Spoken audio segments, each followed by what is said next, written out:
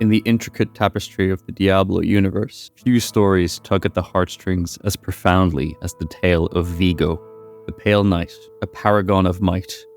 He stood watch over the Yelesna Mines. These mines, nestled atop Pine Hill, were where he served his master, Inarius, under the venerable watch of the Cathedral of Light. Vigo's tale is not one of epic battles or glorious victories, but of the silent struggle of the soul. A dance with fate that leads him down paths he never wished to tread. As we delve deeper into his story, the echo of his armor clanging in the mines grow louder, gradually revealing a narrative steeped in regret, redemption, and ultimately, tragedy. For in the harsh and uncompromising world of Diablo, even a Pale Knight's armor can weigh heavy, not with the heft of steel, but the burdensome weight of guilt. Today we delve into the lore of his remarkable character and the narrative surrounding him. This is the tragic tale of Vigo. Before we go any further, I want to give you a spoiler warning. I'm going to be spoiling the beginning of Act 1, so I just want to make sure you're warned before we go in. If you like this video, leave me a like. If you love the video, subscribe. I've got plenty more content coming your way. An encounter marked the entry of the Wanderer into Vigo's narrative. As the Wanderer, that's you by the way, was about to make their way into the ominous depth of the Yelesna Mines, they found themselves face to face with Vigo, the Pale Knight. The encounter unfolded on a bed of tension. Neyrelle, a character consumed by worry for her mother, interjected before the Wanderer could finish their sentence. In the exchange that ensued, Neyrelle's agitation was palpable. Her mother, Venard, fascinated by the secrets of the Haradrim, had ventured into the mines after convincing Vigo to permit her to entry with the offering of a charm. Neyrelle accused Vigo of being complacent for allowing her mother to enter the depth, asserting the Pale Knight's responsibility for her mother's safety. Vigo attempted to calm Neyrelle's fears, reminding her of the soldiers stationed within. Yet Neyrelle's concerns were not misplaced, and she urged Vigo to worry about the soldiers too. Then, turning to the Wanderer, Neyrelle asked for help, convincing Vigo to let her through. Faced with the onus of his predicament, Vigo agreed to descend into the mines with the Wanderer upon learning of Reverend Prava's orders. Here, a fateful decision was made, setting the stage for the dramatic unfolding of events. The charm that Vigo accepted from Venard and the promise of assistance he gave to the Wanderer were the first steps on a path that would see Vigo's world turned upside down. Accompanied by Neyrelle and the Wanderer, Vigo embarked on the daunting journey into the Yelesna Mines. This was not a journey he undertook lightly, for Vigo felt a gnawing uncertainty. Despite Neyrelle's insistence, he contemplated retreating to gather more reinforcements, voicing his apprehension. But Neyrelle's resolve was steadfast. She was adamant about not leaving the mines without her mother. As they ventured deeper, the charm around Vigo's wrist became a point of contention. When Neyrelle identified it as her mother's, Vigo retorted defensively, insisting it was his now. He revealed that Venard had given him the charm when he allowed her and a friend, who was in fact the demon Lilith in disguise, access into the mines. What awaited them deeper in the mines was a sight of absolute horror. The group stumbled upon a room filled with decimated Pale Knights. The realization quickly set in that these were the victims of Lilith's merciless onslaught. The sight of the carnage left a profound impact on Vigo, who now felt the weight of his decision. One among the fallen knights was still clinging on to life, and with his dying breath, he warned Vigo. He revealed that Lilith was not deterred by their steel, prayers, or spells. This information added a new layer of terror to Vigo's growing guilt and fear. The charm he had accepted had not only allowed this massacre to occur, but had also ushered in an enemy seemingly impervious to their defenses. The implications of this revelation sent a shiver of fear through Vigo, intensifying his sense of responsibility and remorse. Overwhelmed by this guilt, Vigo could bear it no more.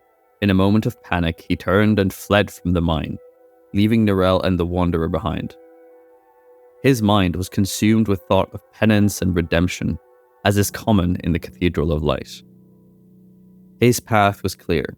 He must seek out Reverend Prava in Corvalar, confess his transgressions, and hope for absolution. Meanwhile, the Wanderer and Neyrelle had no choice but to press on without Vigo.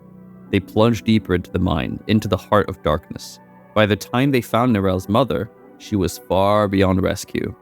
Her mind was lost to Lilith, leaving them no choice but to fight and ultimately put her down. Even after this painful encounter, their journey was far from over. To pursue Lilith, they had to pass an insurmountable barrier that required a divine blessing from the Cathedral of Light. This meant traveling to Corvalar to seek an audience with Inarius through Reverend Prava. Their path, it seemed, would cross again with Vigo at the seat of the Cathedral of Light. In Corvalar, the Wanderer finds Vigo before a pyre, consumed by guilt and sorrow as the flames consume the bodies of his fallen comrades.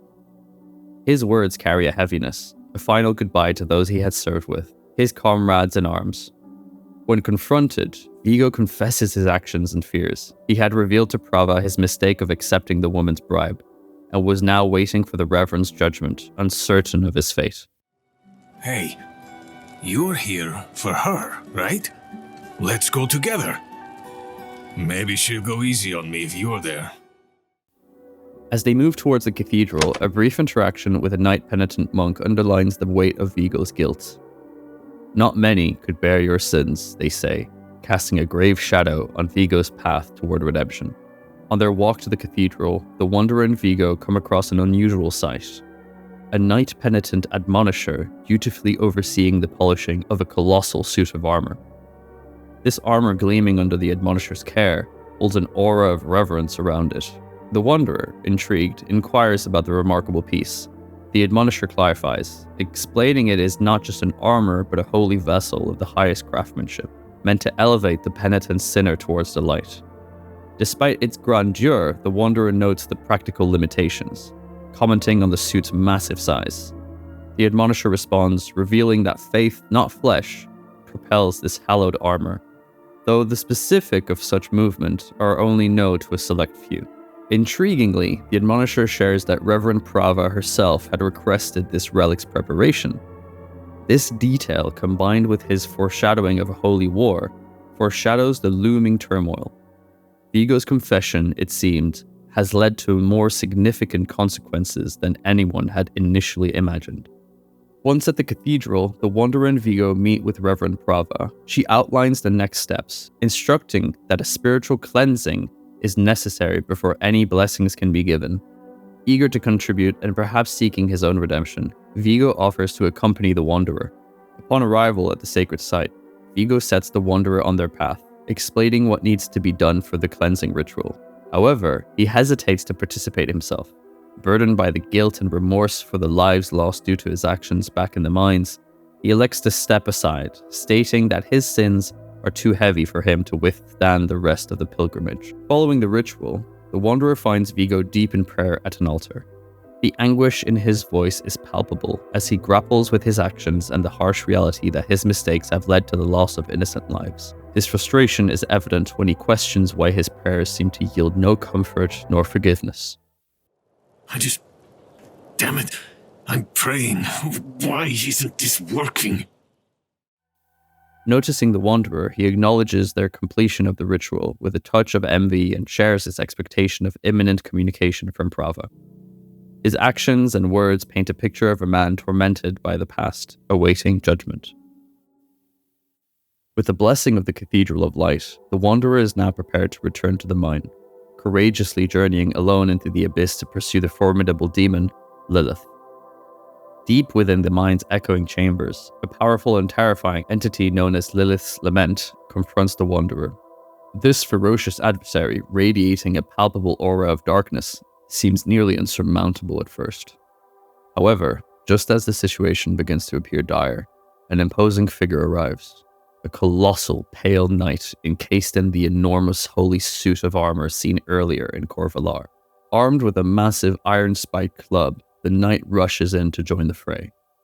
The duo work together, combining their strength to combat the overwhelming force of the demon.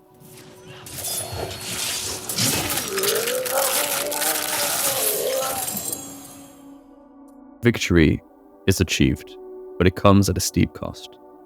The knight, evidently gravely injured in the brutal battle, falls to one knee as blood seeps from the cracks in the armor.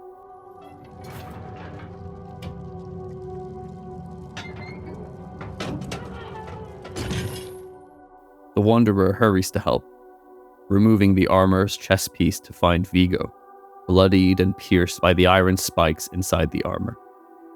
Vigo, severely injured and teetering on the brink of death, shares his final moments with the Wanderer.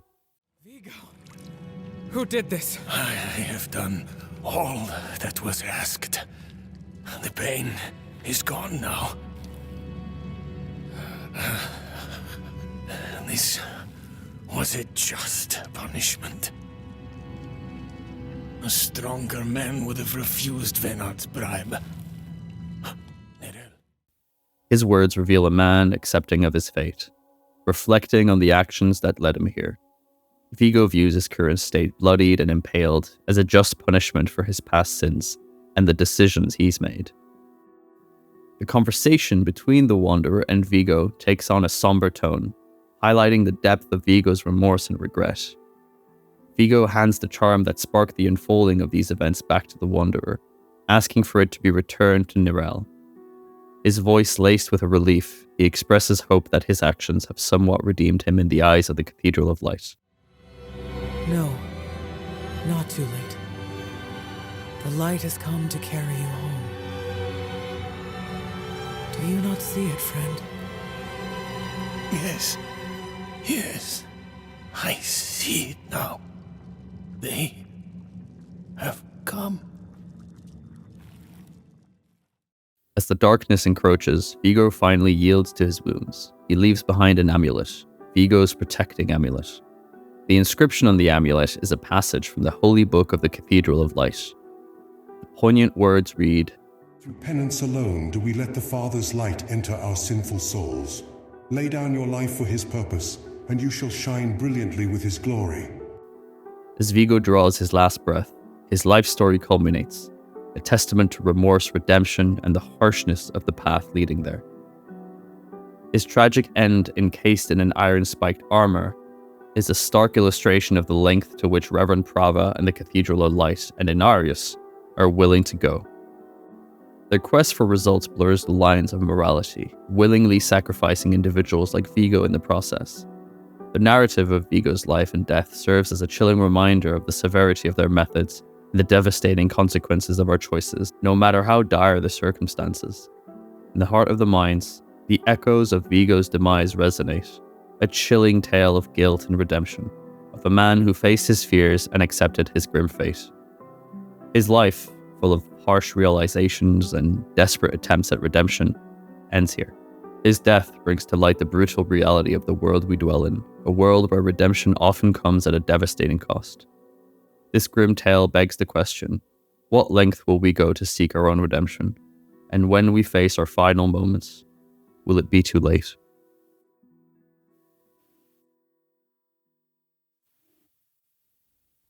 It's nice to talk about a sad story from time to time.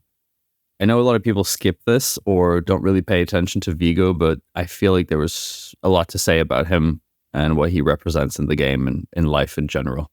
Anyway, thank you so much for watching this video. It was a lot of fun to make. It was nice to make a more narrative approached video. I'm changing it up a bit. As you can see, there's a lot of gameplay here. There's a lot of cinematics also cut in there.